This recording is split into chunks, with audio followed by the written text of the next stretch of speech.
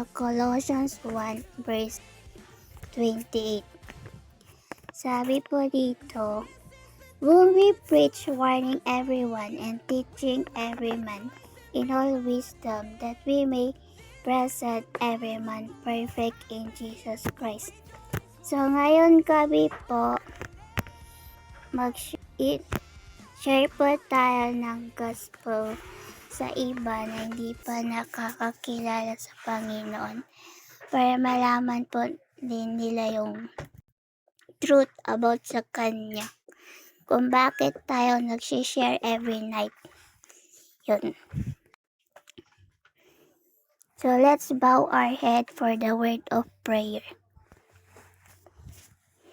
Dear God, muli po, nandito muli kami sa inyong harapan para makakinig po kami ng word nyo na ibabahagi po ng aming speaker na si Ate Luna po. Bigyan nyo po siya ng lakas at wisdom at naway sa kanyang ibahagi ngayong gabi. Madami po muli kami matutunan at pwede po namin ito i-share sa iba. At kaya nga din po sa verse kanina na we preach the gospel, sharing the gospel to everyone. And Lord, I pray also for the Holy Spirit to be with us tonight, to guide us and protect us whenever we are. And I pray also for the participant tonight to give their best also and share their talents to everyone. And thank you po dahil pinotektahan niyo po kami magdamag. At kinabayan niyo din po kami saan man po kami magpunta. At Panginoon, patawarin niyo po kami saan man po kami nagkasala at saan man po kami nagkulang sa inyo. At ito pang aking dalangin sa ngalan ni Jesus. Amen. Amen. So ngayon po,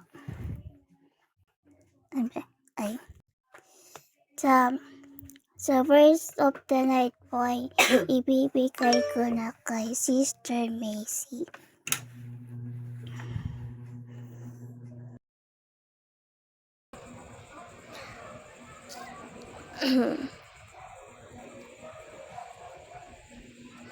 Wait lang po. Good evening po mga kapatid. Ang ating verse of the night po ay matatagpuan sa 1 John chapter 4 verse 19. Ibig sabihin po, natuto tayong magmahal dahil unang nagmahal ang Diyos sa atin. Siya ang nagpapakita ng tunay na pagmamahal, tapat, malalim at walang kondisyon. Kaya nating magmahal ng iba dahil siya mismo ang nagbigay ng example at lakas para gawin ito. Yan lang po at maraming salamat po. God bless po sa lahat. Pinabalik ko na po sa presider ang microphone. Thank you po.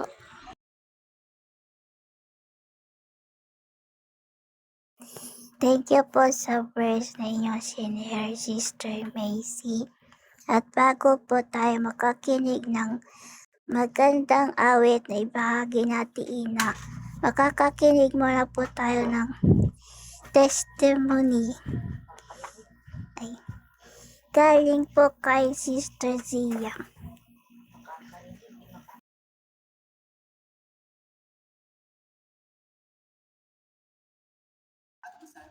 Ayan. So, magandang gabi po sa lahat. So, yung ito-testimony ko ngayong gabi is how God allows one plan for the advancement of His kingdom. Ang kwento kasi dito is, teacher po kasi ako. So, nagdi-disciple ako ng kapwa ko teacher sa school. Kasi somehow parang siyang Christian school kasi yung may-ari nito is Christians. So, uso sa amin ng devotion, group devotion. And then, itong group devotion to, na-handle ko siya for few months na. Now, last time naman dito sa JC Zion, na nakapag-meeting kami about sa devotion. Just to give you background guys, para ma-gets nyo. Tapos yung meeting namin noon, about siya sa devotion. Yung sa ng cell group, kung naalala niyo yun guys. Ngayon, may pumasok kasi sa isip ko na, oo nga no, bakit hindi ko ituro yung personal devotion sa mga teachers na kasama ko dito sa school, since dinidisciple ko naman sila. Then, actually, nung naisip ko yun, hindi ko pa agad yung pinag-pray sa Panginoon. Kasi nga sabi ko, parang nag-iisip ako kung kailan yung tamang time para ipasok siya. Since ang topic ko rin sa kanila is spiritual growth, out of the sudden napasok ko siya. During nung last sharing ko nung Friday sa kanila, bago kami umuwi, may mga teachers kasi na nag-open up na yung devotion, sobrang nakakatulong sa kanila, sobrang nakaka-motivate na kumilos araw-araw. Yung sobrang laki ng tulong sa kanila nung simpleng devotion na ginagawa namin, yung simpleng sharing na ginagawa ko daw sa kanila is sobrang laking tulong para maalala nila na may Panginoon. And then, at that moment, dun ko talaga bigla ko na lang inopen sa kanila na, next week, may papa-assignment ako sa inyo. Sabi ko, magdala kayo ng notebook. Tapos, ballpen. Then, tuturuan ko kayo kung paano magkaroon ng personal devotion. Mas malalim kako. Kasi, ang encounter niya na dito kako, ang Panginoon na. Kasi, kayo na mismo mag-open ng Bible, kayo na mismo mag-aaral ng Word, ilalagay niyo dun kung ano yung pwede niyo ma-apply, and so on and so on.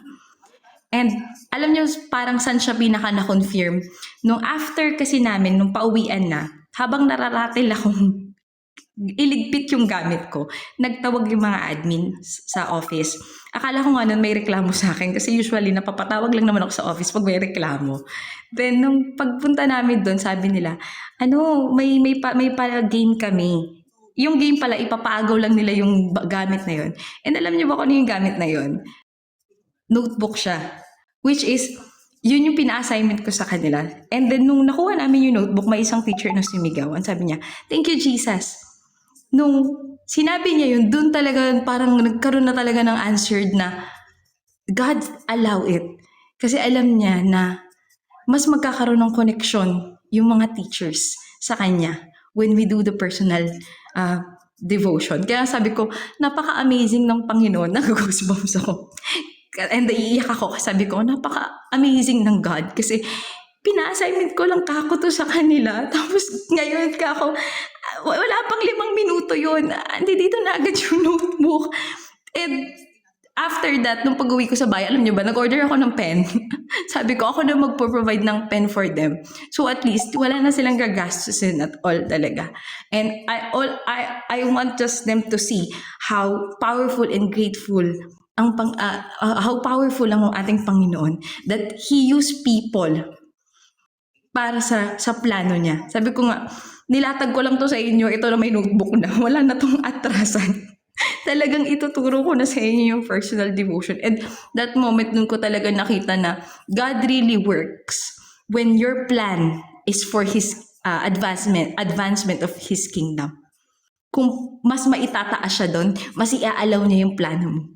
Kaya, doon ako na-amaze at doon ako nagpapasalamat sa Panginoon kasi pinakita niya sa akin na yung divine intervention, doon niya talaga pinakita sa akin yun na pinaplano mo pa lang, eto ginawa ko na.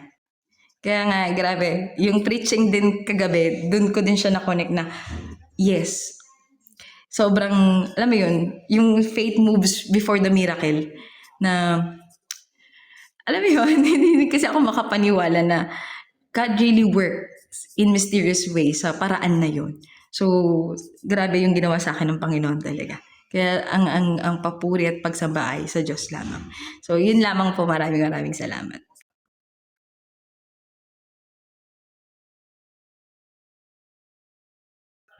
Amen and amen. Yun ma'am. Salamat po sa magandang testimony na ibinahagi ni Sister Zia. God is good po talaga. Kaya nga po tayo pinadala dito ng Panginoon para tayo naman ang mag-share ng gospel sa iba. Yun. So, di ko na po papatagalin. Ibibigay ko na po kay Ate Ina for the special number.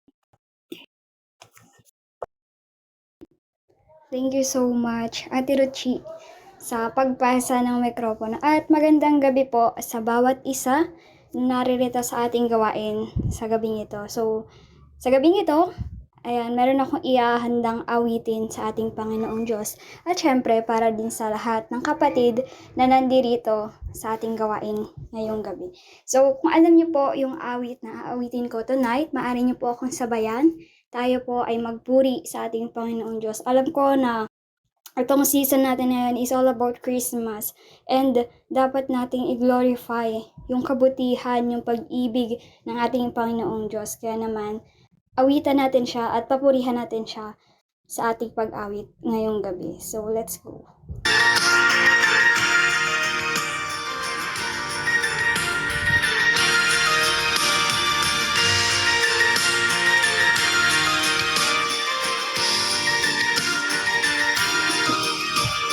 Joy to the world on a night like no other. Emmanuel, God is with us, beggars and kings. Let us come and adore Him, praise in His peace, and bow before Him. Sing all you people, the Lord Almighty reigns. Sing every creature of God, come bless His name. For He is good, for He is good. He was born to conquer the grave. Light of the world, the reason for Christmas Day.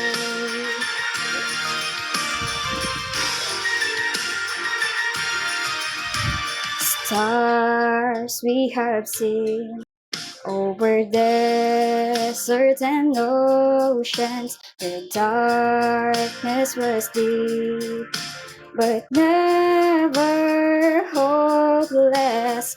Redemption's came, in His name is Jesus. Sing every people, the Lord Almighty reigns. Sing every creatures of God, come bless His name. For He is good, for He is good. He was born to conquer the grave. Light of the world, the reason for Christmas Day.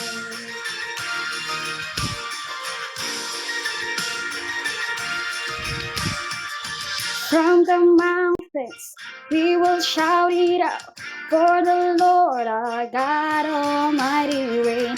He is with us, He is with us now, for the Lord our God Almighty reign. From the mountains we will shout it out, for the Lord our God Almighty reign.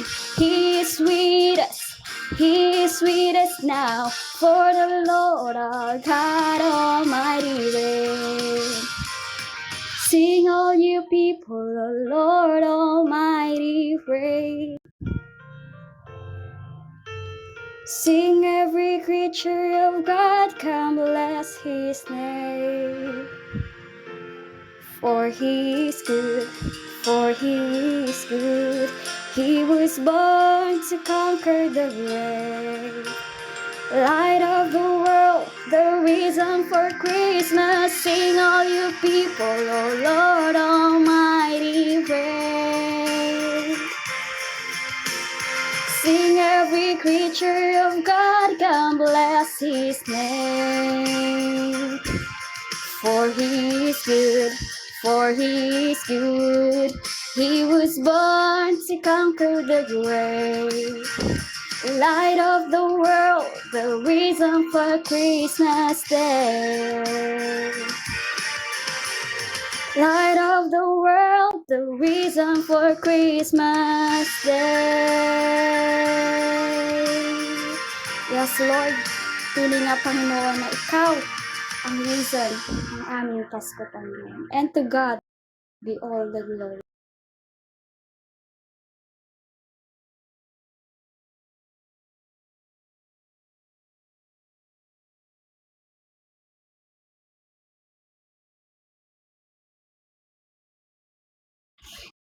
Amen.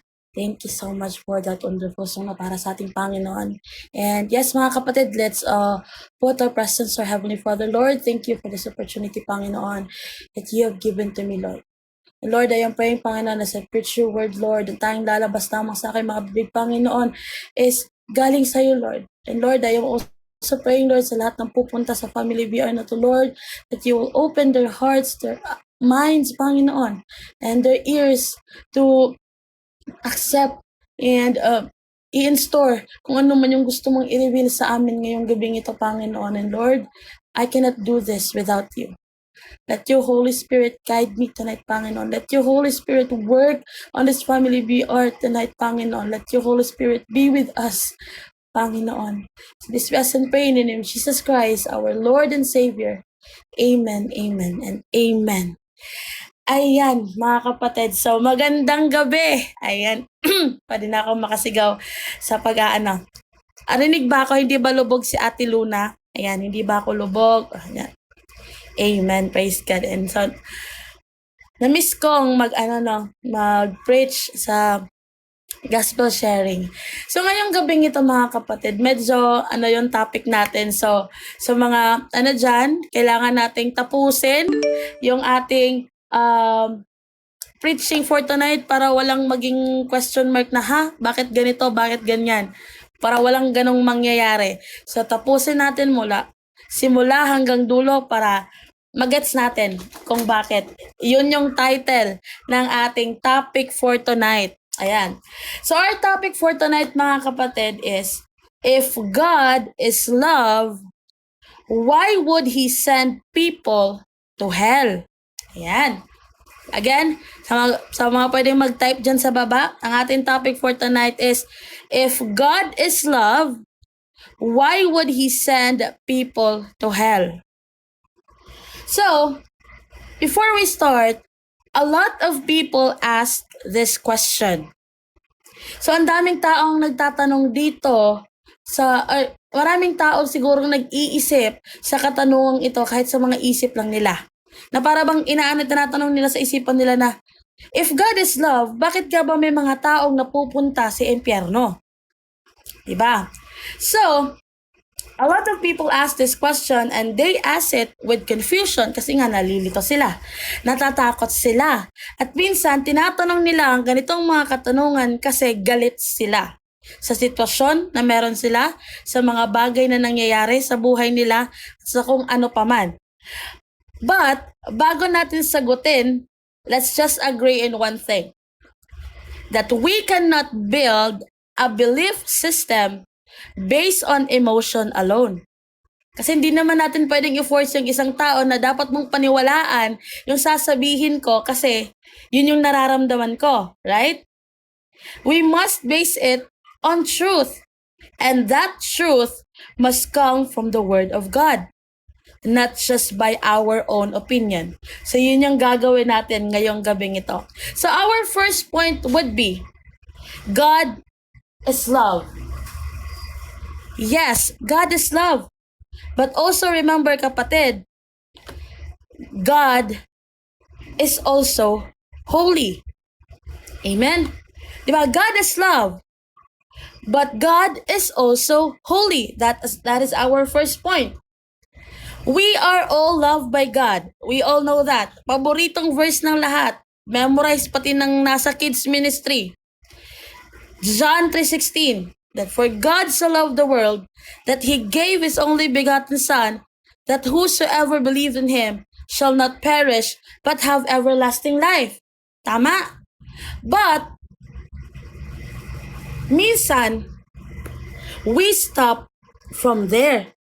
We forget the rest of the chapter. Kasi oo nga naman, ang sarap pakinggan ng promise talaga ng Panginoon that God loves us, God loves the world, na kahit ano pang nangyari sa'yo, kahit ano pang nakaraan mo, kahit ano pang ginawa mo sa buhay mo, as long as you accept Jesus in your life, maliligtas at maliligtas ka. But we forgot the rest of the chapter that talks about judgment. And thank you so much, Sis Ina, sa pag-send ng ating verse. Ayan, na makikita natin sa John 3:18 na sinulat ni Apostle John. And sabi dyan, whoever believes in Him is not condemned. But whoever does not believe stands condemned already because they have not believed in the name of God's only one and only Son. Ayan. Diba? God's love, God is so loving. Sobrang mapagmahal ng Panginoon. Pero always, alalahanin natin mga kapatid, that yes, He is love, but His love is not blind.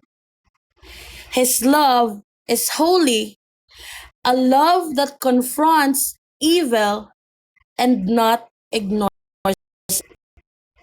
So ang love ng Panginoon is hindi niya mahal yung kasalanan ginagawa natin. He doesn't love that sin na meron ka. That's why He sacrifices His life. He sacrifices Himself for us to be saved. Amen? And also,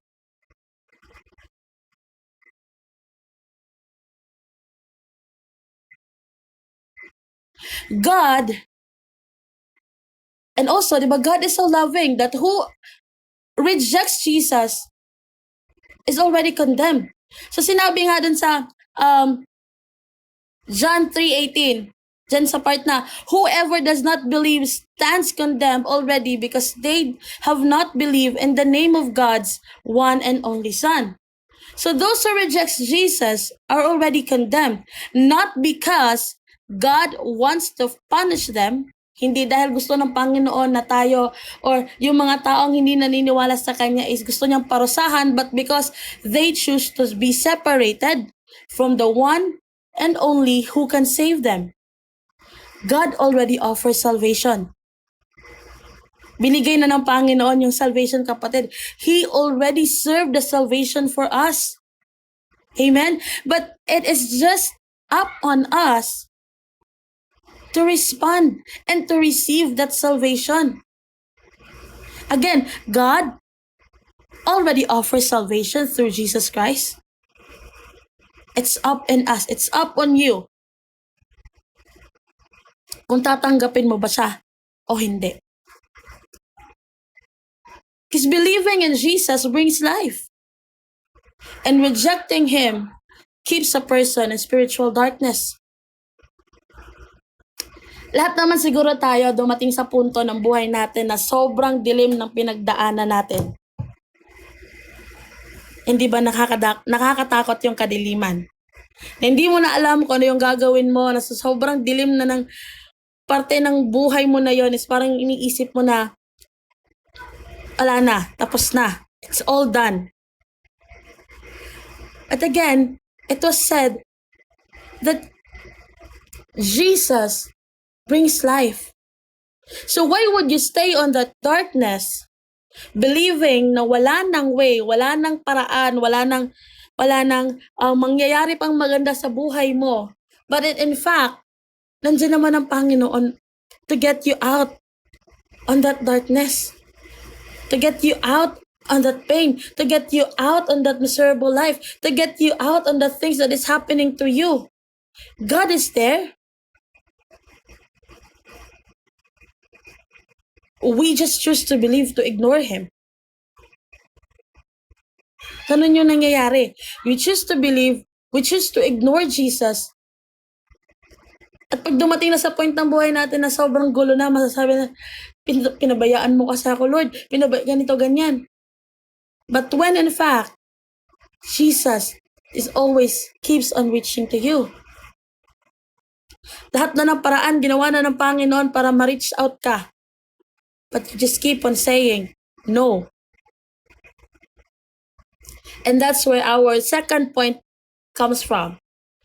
Hell is not about God being cruel, it's about God being just.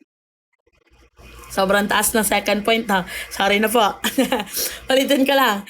Hell is not about God being cruel, it's about God being just.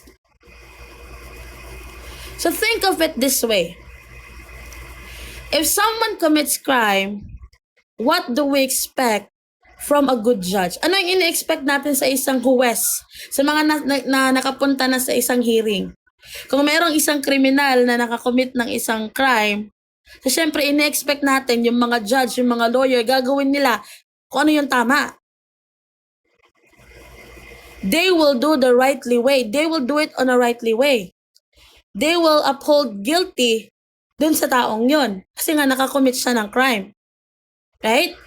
Kung yung human judge, we want them to deal rightly with sin, how much more pa kaya ang Panginoon,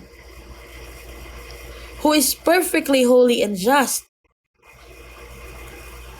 That it was written, alam ko nasa Old Testament siya, and it's all about gospel, pero yan. It's written in Exodus chapter 34, verse 7. So, thank you so much. Maintaining love to thousands and forgiving wickedness, rebellion, and sin. Yet he does not leave the guilty unpunished, and he punishes the children and their children for the sin of their parents to the third and fourth generation. Hell exists because sin is real. And God's justice is real as well. God doesn't overlook sin. He doesn't shrug off as all rebellion. Alam natin yan. Amen? Because this verse actually shows the two sides of God's character. God is full of mercy and forgiveness. Sa first part nga, di ba, sabi dyan that He shows loves to thousands of generation and is willing to forgive all kinds of sin.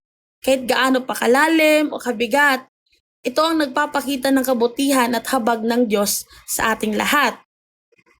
But God is also just. He does not ignore sin. Kung walang repentance, may consequences talaga ang kasalanan.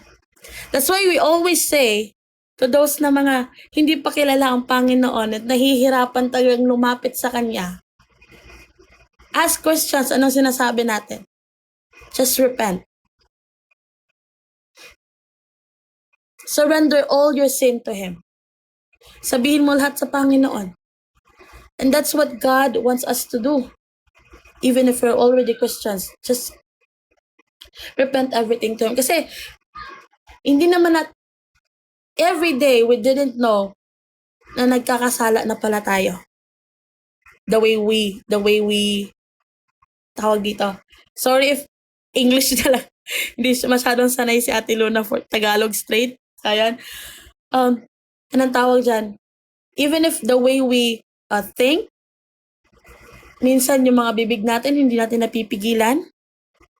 Yung mga nakikita ng ating mga mata. Right? But God just wants us to repent. Yun yung gusto ng Panginoon. For you to repent. And alam niyo ba mga kapatid, anong kagandahan dyan? Yes, it is already done 2,000 plus years ago at the cross of Calvary. But again, yes, God already offers the salvation to us. It's up kasi sa ating mga tao eh. Minsan kasi, kagaya yung narinig ko na nakaraan, may nasagip si Ate Luna na isang hindi ko napapangalanan. Alam ko na kung sino yon. Kasi sinabi niya, huhubarin niya muna yung pagiging banal niya. You already have Jesus in your life and then lumalabas pa rin yan sa bibig mo. Right?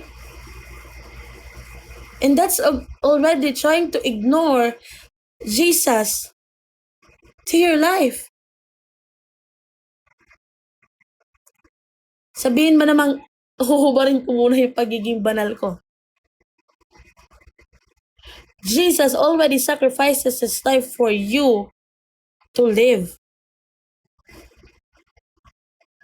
Jesus offers His life for us to be free from sin, not free to sin. Magkaiba yon. Jesus offers His life for us to be free from sin and not free to sin.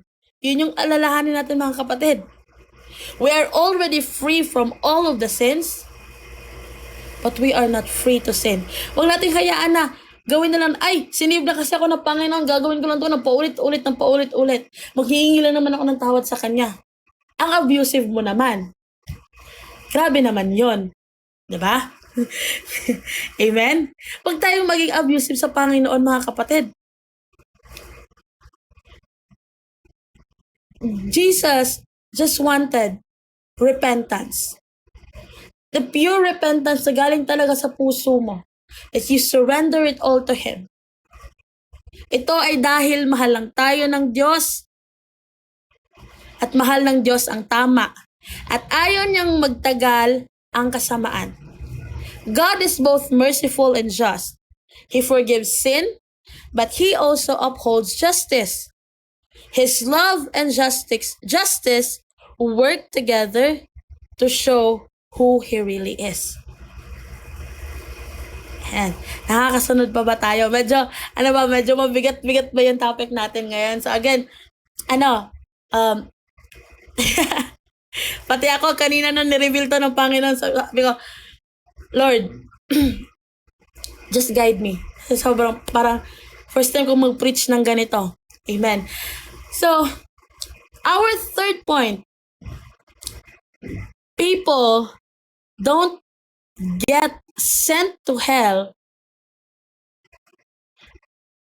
against their will. Tama ba yung grammar ni Ate Luna?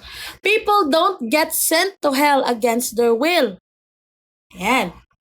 God doesn't send people to hell like a dictator.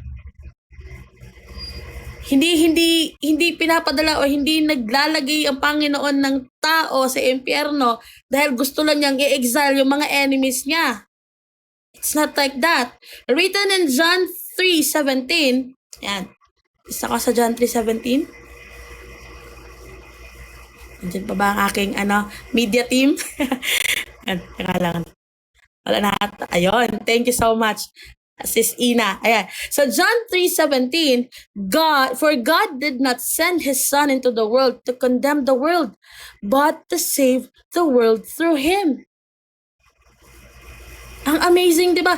Sabi dito, God did not send His Son to the world to condemn the world, but to save the world through Him. So God doesn't send people to hell like dictators sending enemies to exile. Hindi yun yung gusto ng Panginoon. Hell is a natural result of rejecting God. Hell is a natural result kung ayaw mong tanggapin ng Panginoon sa buhay mo. Imagine, you tell God your whole life, imagine, you are saying this to the Lord. I don't want you, Lord. I want to live on my own truth. Diba? Parang pinapalitan mo ang Panginoon na gusto mong mabuhay na sa sarili mo ng paniniwala. Where in fact, you are made by God. Ginawa lang naman tayo ng Panginoon. And ano yung sasagot ng Panginoon? In the end of your life, God will say, okay, I will honor your choice. Gusto nyo bang hayaan lang tayo ng Panginoon na malayo? Anong tawag dyan sa Tagalog? Malihis ng landas.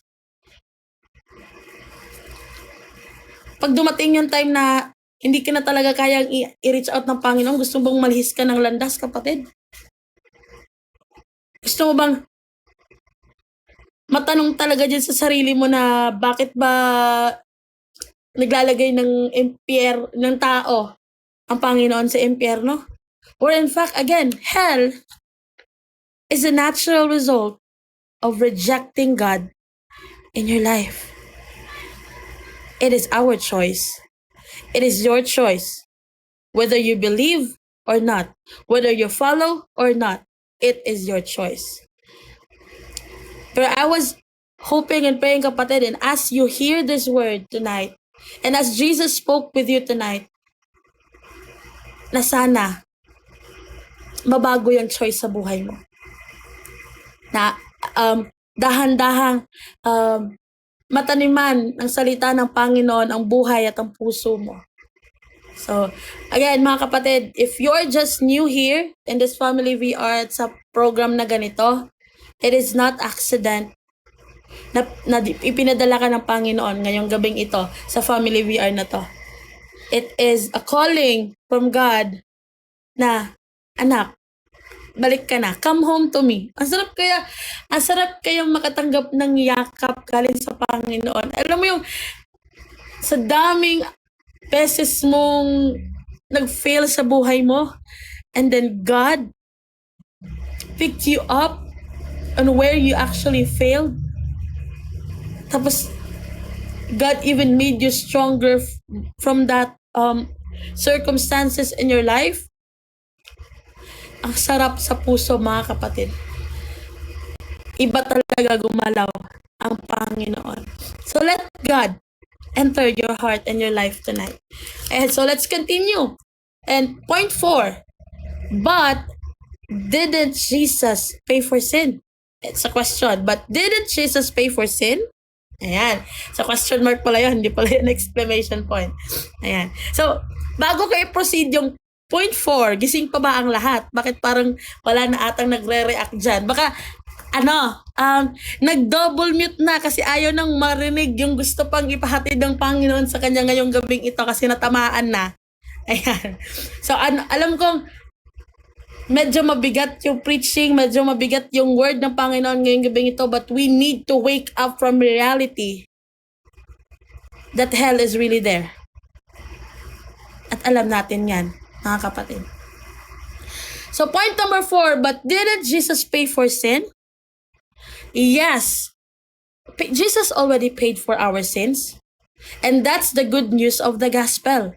That's why we are here preaching the gospel of the Lord para ma-reach out yung mga taong hindi pa natatanggap ang Panginoon. That Jesus already bore the wrath of God, that Jesus bore the wrath of God so we don't have to. Si Jesus na yung tumanggap. Diba? Jesus already paid for it. Written by Apostle Paul in 2 Corinthians chapter 5 verse 21. Ayan. Thank you so much again sa media team ko. Ayan. Thank you. God made him who had no sin to be sin for us, that in him we become the righteous God. Imagine that. Jesus became in this world that doesn't have a sin. But because of our sins,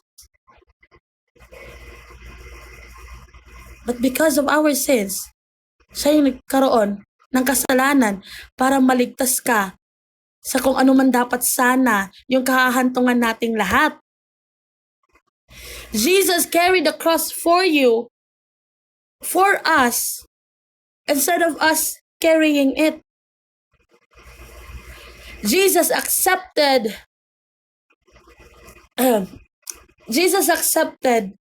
yung mga pagbebetray sa kanya, yung pagmamak sa kanya, yung pandudura sa kanya, yung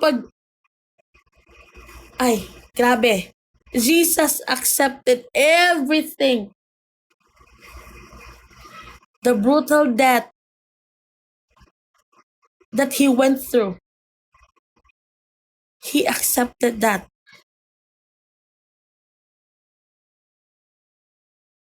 Because he don't want na may isang anak niya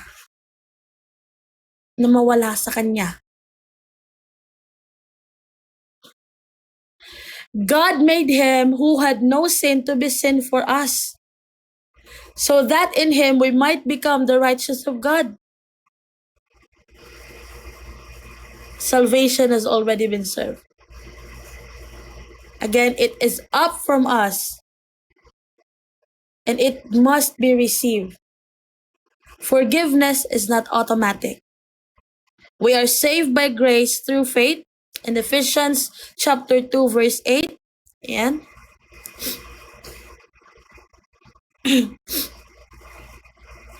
So for it is by grace you have been saved through faith, and this is not from yourselves. It is the gift of God.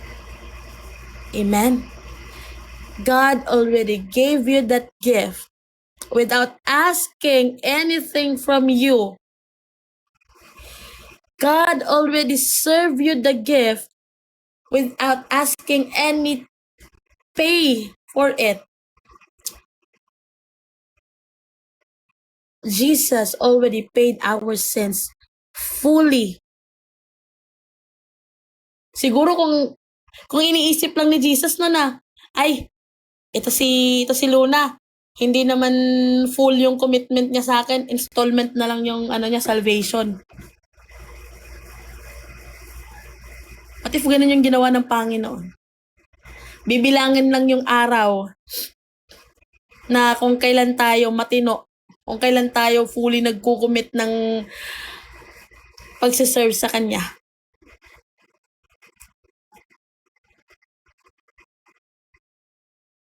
There is this one story na nakita ko sa Facebook. Kasi sa Facebook ba yun, narinig ko lang. There was this man who serves the Lord simula pa ng pagkabata niya. And nung namatay siya, yan, napunta siya sa langit. Yan, because he serves God. And then, when Jesus and the God already, andun na sa part na sinabi ng Panginoon sa kanya na, gusto mo ba makita yung throwback mo sa mundo nung nabubuhay ka pa? May throwback video na pinakita daw yung Panginoon sa kanya. So, pinanood niya. And he wondered why na nandun sa video na yon is just 17 minutes. And he asked the Lord, Lord, I've been in the world for 35 years. Pero bakit 17 minutes lang yung parang throwback video niya habang nabubuhay siya? God answered, I deleted those hours, days and years na hindi ka tunay na naglilingkod sa akin. God deleted all of it. At ang tanging tinira lang ng Panginoon sa atin is yung time na naging totoo talaga tayo sa Kanya. Imagine, you are staying in this world for 27 years, tas yung throwback mo, 3 minutes lang. And still, God embraced you. God still accepted you. Kasi mahal tayo ng Panginoon. We are saved by His grace.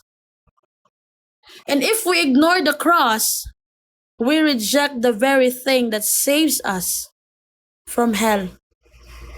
At sino naman tayo upang i-reject yung cross na dapat sana tayo yung pumapasan nun. Kaya if we wanted to really follow Jesus, magkaiba kasi yung believe lang eh. Believe and follow. You believe, yes.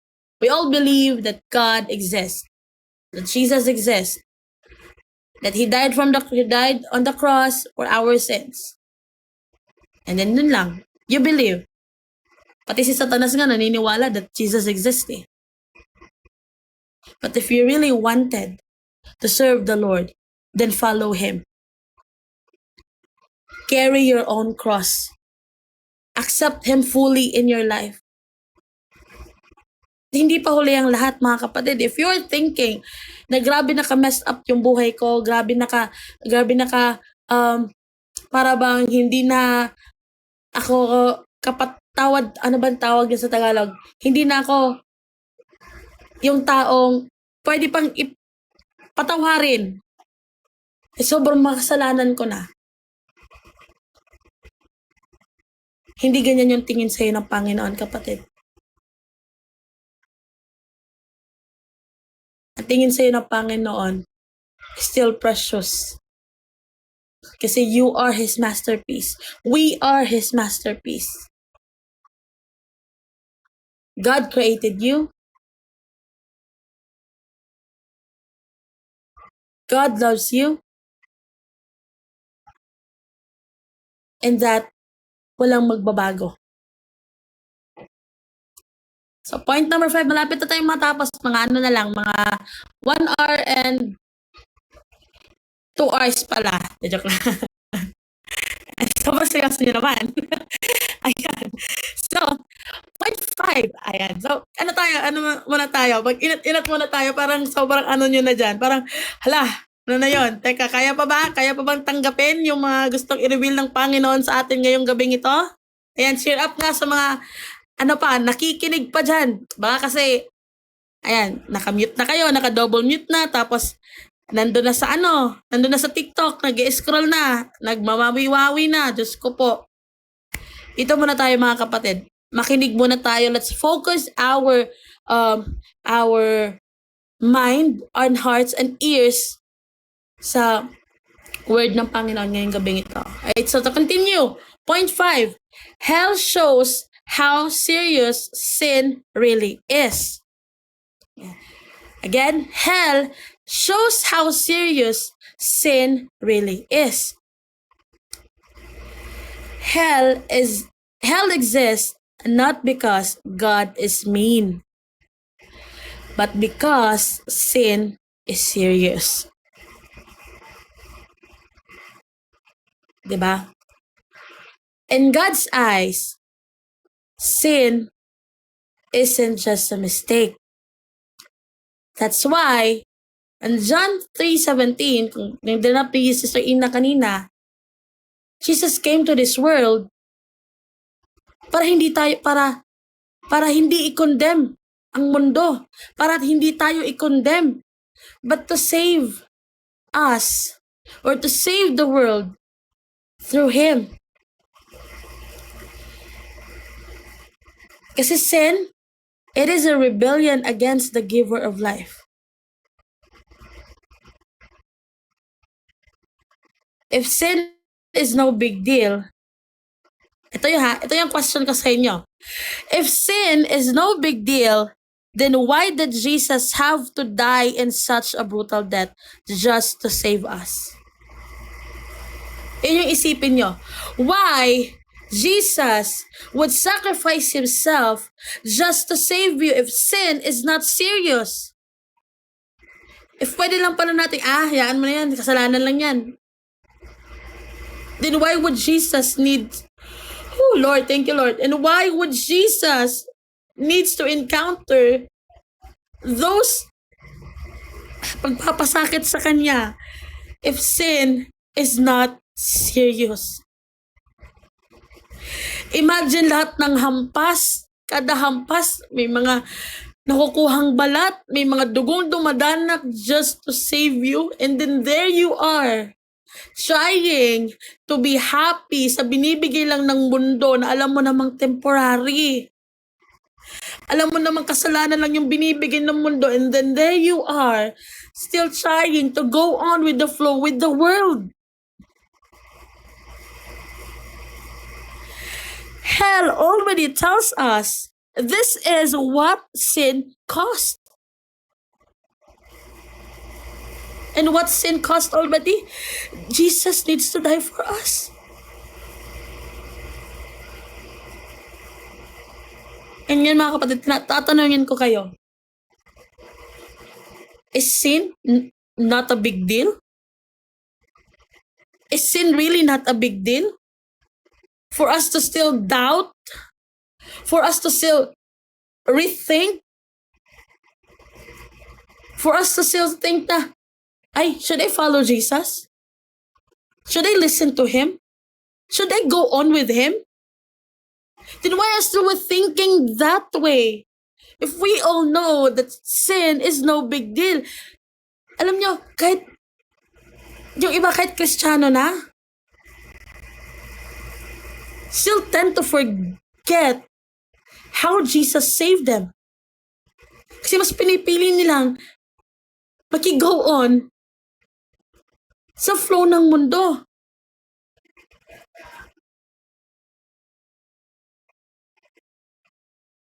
Again, sin is really a big deal.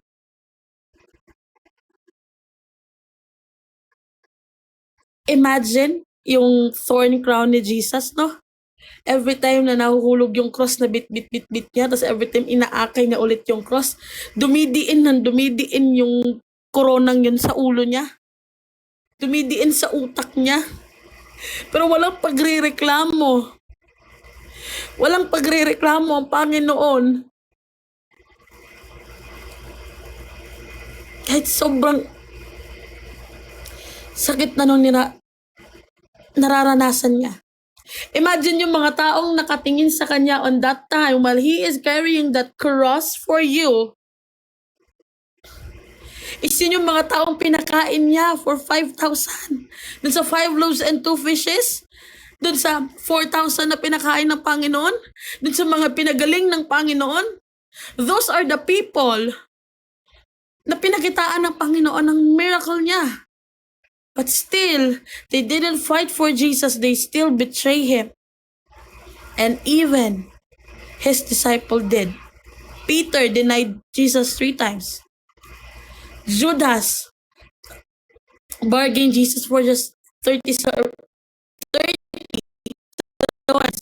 Correct me if I'm wrong. Imagine. And you, us, na naging dahilan why Jesus needs to sacrifice His life at the cross here, right now, still doubting life. Iniisip pa rin natin na ang bigat-bigat na ng problema ko, hindi ko na kaya, sobrang laki na ng problema ko, Lord, ayoko na. Are you limiting what God can really provide in your life? And the question there is, do you really believe in God? At sumasagi pa sa utak mo na, Lord, hindi ko na kaya, ayoko na. Yes, as human as we are, nakakaramdam tayo niyan. Oo. But it is not a nature of a Christian. And this kind of faith is narinig ko mismo sa magulang ko. Sa mama ko mismo. She already endured over and over again ang lahat ng mga masasakit na ginawa ng aking ama sa kanya. But you know kung ano yung always na lumalabas sa kanya? Yang tatay mo hindi need ng condemnation. He needs love from us. Pinakitaan tayo ng pagmamahal ng Panginoon, ipakita natin sa kapwa natin. Yun yung parati lumalabas sa bibig ng mama ko. The overflowing of faith na meron siya. Whew, Lord, grabe. Amen. Thank you, Lord.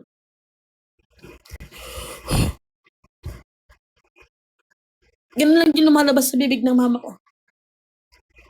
Over and over again, for almost 15 years na kanilang marriage, ang daming third party.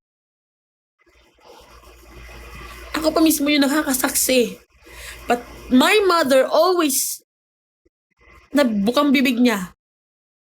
God loves me. So ipapakita ko sa papa mo ang pagmamahal na meron ng Panginoon na binibigay sa akin. And praise God, nagbunga yung ganong faith ng mama ko. Kasi I just received an update last 3 months ago. Nagpabaptize na yung papa ko. Praise God. Grabe yung answered prayer na yon. We keep on praying. Dumating na yung answered prayer talaga sa pamilya namin.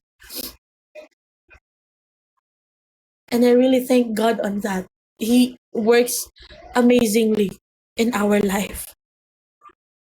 And now, if you think, kapatid, na sa lahat ng kasalanan na meron ka, sa lahat ng kasalanan na ginawa mo, hindi ka natatanggapin ng Panginoon. No.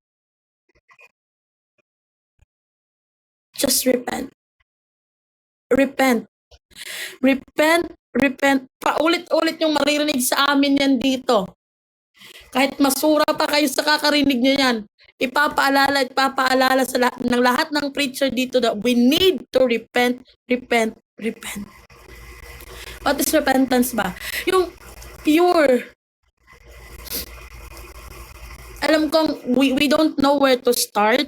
We don't know kung saan tayo magsisimula, kung ano yung una nating sasabihin, but God already knows the prayer of your heart.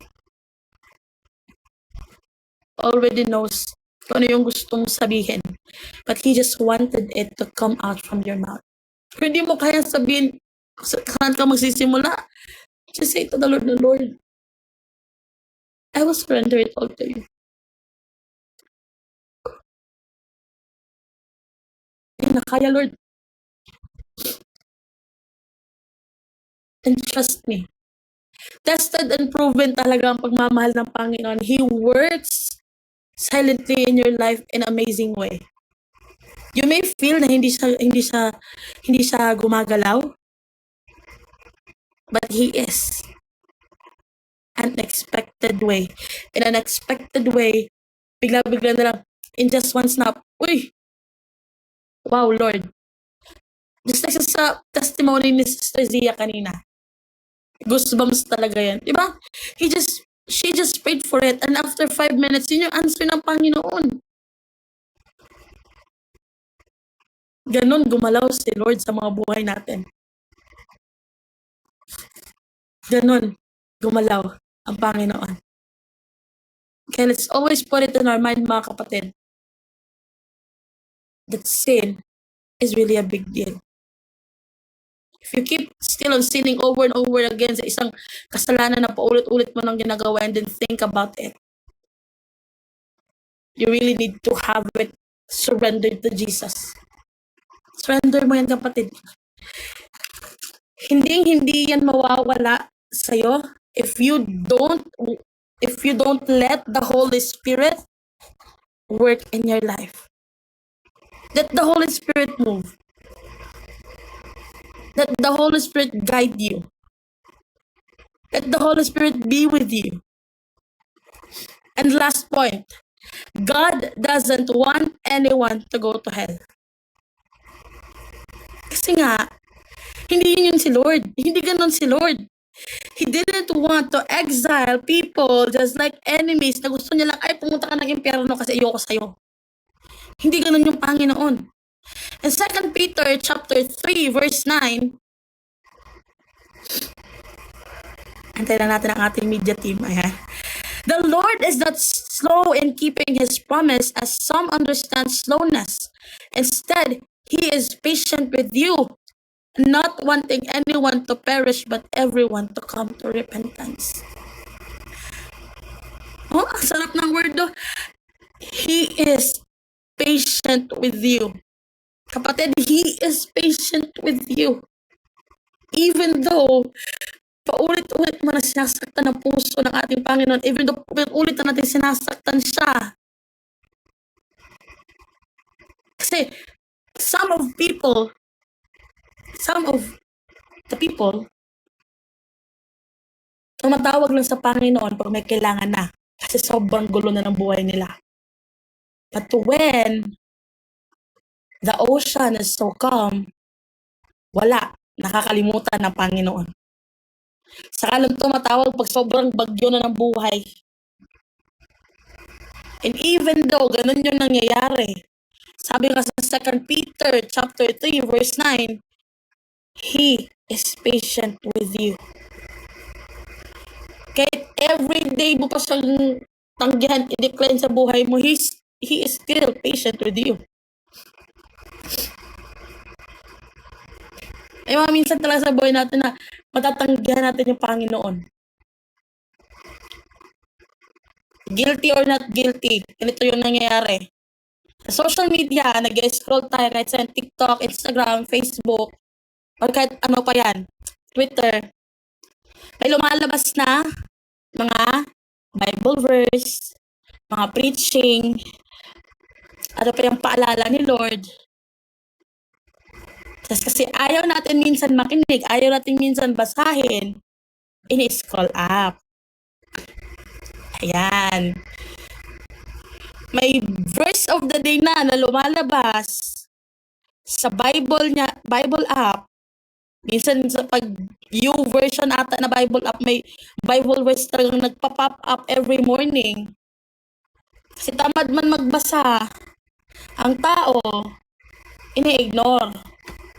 Maskin yun na lang sana yung devotion. Yun na lang sana yung connection niya kay Lord all throughout the day. Ayaw pang gawin. But even if humans and people acted like that, God is still patient with us. Even if pala desisyon ka sa buhay mo, pinapalitan mo ng role ng Panginoon sa buhay mo kasi gusto mo ikaw lang magdesisyon, kasi ito yung plano mo at ayaw mo ng plano ng Panginoon, He is still patient with you. That after your plan failed, tapos sabi mo sa Kanya, Lord, nag-fail yung plano ko. Let your will be done. Ay. Relate? Sa sobrang pala desisyon natin sa buhay natin, pag nag-fail yung plano natin, tapos pupunta na sa Panginoon, Lord, nag-fail yung plano ko. Let your will be done, Lord. Let your will be done na lang, Lord. Ay, may na lang pa. Para mo nang pinangungunahan ng Panginoon. Diba? Kasi nag-fail na eh. Wala na eh. Yung sasabihin mo na, Lord, ako yung magpapabago sa kanya. Hala, inagawa na ng trabaho si Lord. Gusto na niya siya yung magpabago ng buhay ng jowa niyang hindi naniniwala sa Panginoon ba? Magpalit na lang kayo ni Lord. Pero kidding aside, it may sounds funny, pero ganun yung nangyayari. We tend to put decisions in our own understanding, but it's na dapat naman sana ay ang Panginoon dapat yung ating nagiging ano ba na, Lord, this is my plan. Pwede mo naman ganun eh, Lord, this is my plan. Pero, Lord, I know that you have great plans for me. If this is not aligned on your plan, sa plano na meron ka sa buhay ko, then let your will be done, Lord. Hindi yung, Lord, teka lang, try ko muna to, Lord. I-try ko lang muna to. Kung nag-success, thank you, Lord. Pag hindi, Lord, balik lang ako sa'yo and let your will be done. Na, aray. Atay tayo dyan. Na, ginawa pang second option ng Panginoon ba? Hindi man yan pwede, kapatid. Wake up, wake up. Hindi pwede yan. Wake up. Diyos ko. Gising tayo. Hindi natin pwedeng gawing second option ng Panginoon. Hindi pwedeng magpe-pray lang tayo or sasabihin sa ay, ano ba? Paano ba yung term? Ay, magpe-pray ako every day. Kasi, dapat akong mag-pray. So, parang ginagawa mo ng habit yung prayer. Which is, dapat yung prayer, it is your connection. Your intimate connection with the Lord. Sasabihin na, ay, dapat ako mag-pray every time nakakain ako kasi yun yung dapat gawin. Yes, it is the right thing to do, but you are doing prayer kasi nagiging habit mo na lang siya. When in fact, you need to pray for that food that you have in your table because you are blessed. Blessing ng Panginoon yung nasa harap mo. At sasabihin mong, ay, dapat akong mag-pray kasi yun yung, ay, naku talaga. Yes. It's the right thing to do. And it is also our way of communicating through Him. Ang sarap kayang mag-pray sa Panginoon na parang nagchichika ka lang sa buong araw na nangyayari sa buhay mo. Sobrang relief. Kaya, sino yung nakaka-experience niya na every time na nagpe-pray, Na parang nagkikipagchika lang sa Lord na ganito, ganito, ganito. Right? Ang sarap sa pakiramdam na kahit pa sa prayer natin, nung time na kinakausap natin ng Panginoon, we are crying kasi may nangyari siguro, ganito, ganyan, or tumatawa tayo kasi masaya tayo. Pero nung umiyak tayo, tumawa tayo sa Panginoon, nung kinakausap natin siya kasi we are praying, ginudge ba tayo ng Panginoon? No.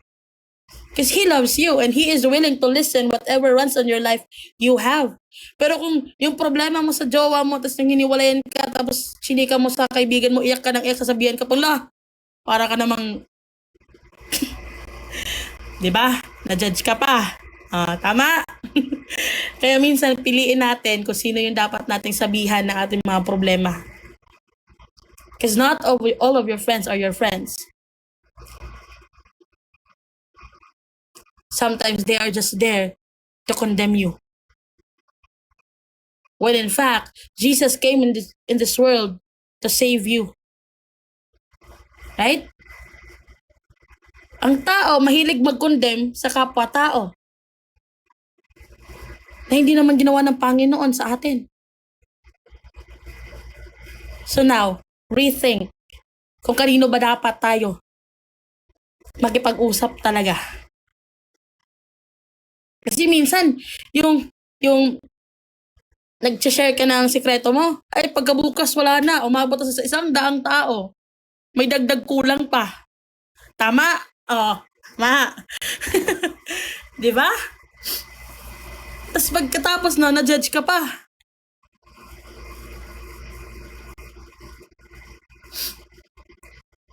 God is not up there eager to punish.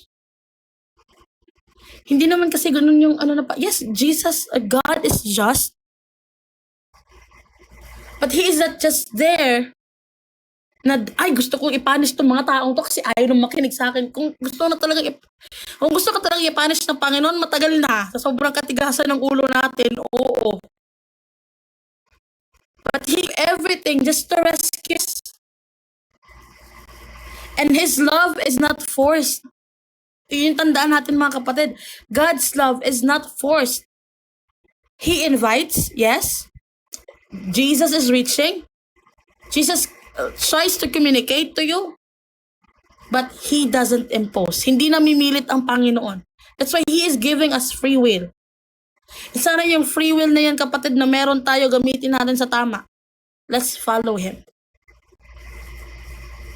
And for our conclusion, sabi ng mga iba dyan, salamat, conclusion na. Natapos na talaga tayo. Hindi na talaga maririnig si Ate Lunang magdaldal. Sobrang masakit na talaga yung sasabi. Kidding aside. Ayan.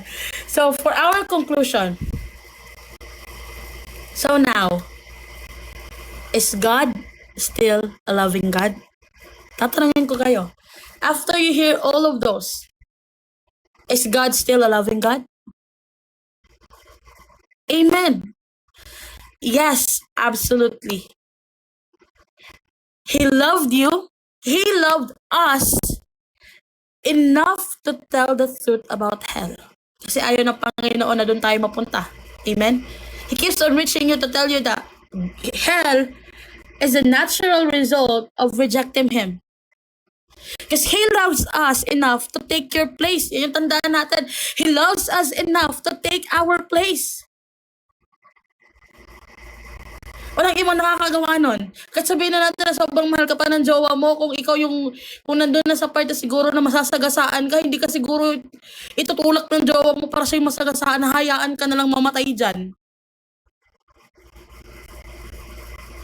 But because God loves you enough, God loves us enough, He takes that place for us. He loves you, He loves us enough as well to still wait for you to come home. Ang sarap. Imagine, iniwan ang 99 just to find the one that was lost. Imagine that prodigal son na ginawa, nilustay na lahat ng kayamanan niya, ginawa na lahat ng kasalanan, and when he goes back to his father, tinanggap pa rin siya ng Panginoon. Because He loves us enough to still wait for us, to be still patient for us, to wait for us to come home to Him. So don't just ask that, why there is hell? Huwag na natin tanongin yung katanungan na, bakit may impyerno? Huwag na tayong magtanong ng ganyan. But instead, ask yourself this, as ourselves. Tama ba yung grammar natin, Luna? Basta tanongin natin ng ating mga sarili. Now, why would I reject the God who made a way out for me? Itanim natin yan sa ating mga puso. Why would I reject the God who made a way out for me? In Romans chapter 5, verse 8. Wait lang tayo sa ating... But God demonstrates His own love for us in this. While we are still sinners, Christ died for us. Ang sarap ng pagmamahal ng Panginoon, kapatid. Sobrang sarap ng pagmamahal ng Panginoon. And we're so blessed na maraming taong nagre-reach out sa atin para malaman natin kung ano ba talaga yung tunay na pagmamahal ng Panginoon. Para matauhan tayo kung ano ba talaga, sino ba talaga ang dapat nating sambahin. Hindi naman nawala ang Panginoon eh. Hindi siya nawala sa buhay mo. Hindi ka niya iniwan. It is us who tends to run away from Him pag nakakaramdam na tayo ng problema. Instead of running through Him. Instead of letting Jesus enter that storm in your life, ayaw natin. But I hope tonight, mga kapatid, na meron tayong napulot. Let's not ask na huwag na tayong magtanong talaga na why there is hell. Let's just always put in our mind na, why would I reject the God who made a way out? Who made a way out for me? Bakit ko i-reject yung Panginoon na ginawa ang lahat para lang maibalik ako sa Kanya? Ginawa ang lahat para makasama ulit ako. Diba? Hindi napagod ang Panginoon to keep on reaching you. Kaya siguro some of us here lumaki sa simbahan. Pero, even if lumaki tayo sa simbahan, hindi naman all throughout in our journey sa pagsisimba, sa pagpupunta sa church, sa pagiging anak ng pastor. Hindi naman all of those years in our life is fully nag-commit tayo. Amen? Pinili pa rin nating maging lumihis ng landas. But then, there is this God who saved you, this God who gave His life, always find a way for you to find your way back to Him. Always naghahanap ang Panginoon ng paraan para ma-reach out ka, mahugot ka kung saan ka ngayon. And if it is not because of God's love, I am not here as well, preaching His gospel. And alam niyo ba, mga kapatid, as I start on serving Him, it made me realize na, this is the purpose why you saved me on that night. Why you gave me a second chance of my life.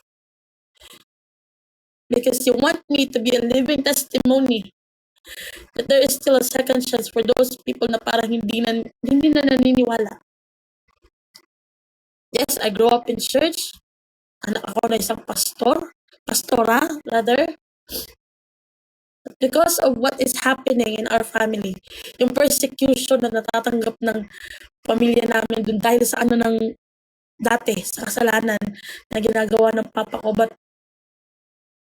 God still let me see the brighter side. gamit ang mama ko. Keep on reminding me na ang pagmamahal lang ng Panginoon na tayo makakapagbabago dyan sa Panginoon. And so,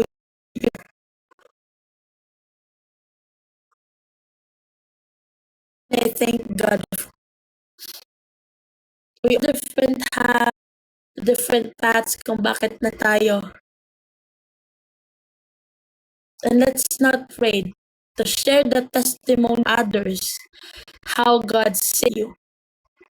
And your testimony para malaman din ng iba na it is so wonderful to serve the Lord who gave up His life just for us to live again.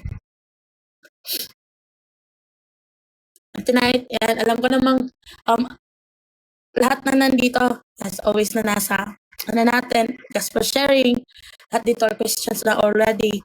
But still, let's pray sa word ngayong gabing ito. Lord, hallelujah, we thank you, Panginoon, sa revelation na ibinigay mo sa amin, Lord, sa word na ibinigay mo sa akin to share sa mga kapatid ko ngayong gabing ito. Lord, I am so thankful and blessed, Panginoon, that you used me as your vessel of the night, Lord. Lord, I am praying na sa lahat ng mga nakarinig ng salita mo ngayong gabing ito, Panginoon, it will plant on their hearts, Lord, and it will grow and foster, Panginoon, na ma-share din nila sa ibang tao, to reach out your people, Panginoon, that you are the God who deserves to be praised. You are the God na dapat namin pagpurihan, that you are the God that gave up His life just for us to be saved. Lord, humihingi rin kapatawaran, Panginoon, sa lahat ng aming nagawa, Lord, sa pananalita, sa the way we think, sa mga nakikita ng aming mga mata, Panginoon. And Lord, tonight, Panginoon, we are letting to be the driver of life. We let your Holy Spirit works in our life, Lord. Lord, and as we go on with our daily lives, we are asking for guidance, Panginoon, na yung manguna sa lahat ng desisyon na gawin namin sa aming mga buhay, Lord. To remind us, Lord, that you will bless us kung darating man yung hour na minsan alis na naman kami. Remind us, discipline,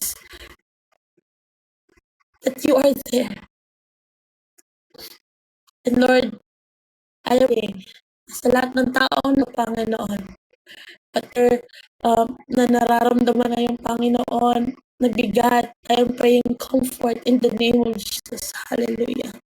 I am praying and I am declaring total healing sa lahat ng mga nararamdaman ng depression, anxiety, na nagiging dance, Lord, na lumapit sa iyo, Panginoon. I am praying total healing for that. Total, bigyan mo sila ng peace of mind, pang hallelujah. Lord, salamat.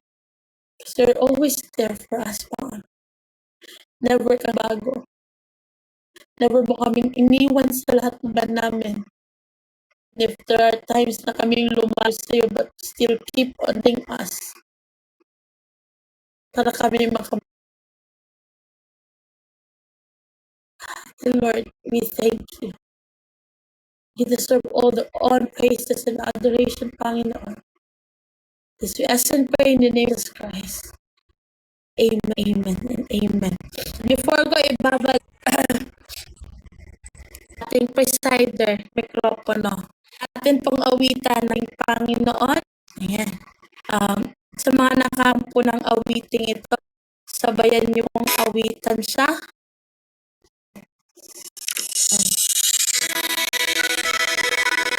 Awitan ng Panginoon, labing ito.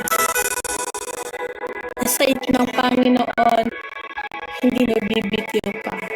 Kahit ka mga kapatid sa mga yung at lyrics ng Sayong Yak by All for Jesus Worship. This is a tug version ng imong gunit Bisaya dyan. Hallelujah, Jesus. Nung nakita mo sa akin ilas mo, di ko ikaw lang ako. Ang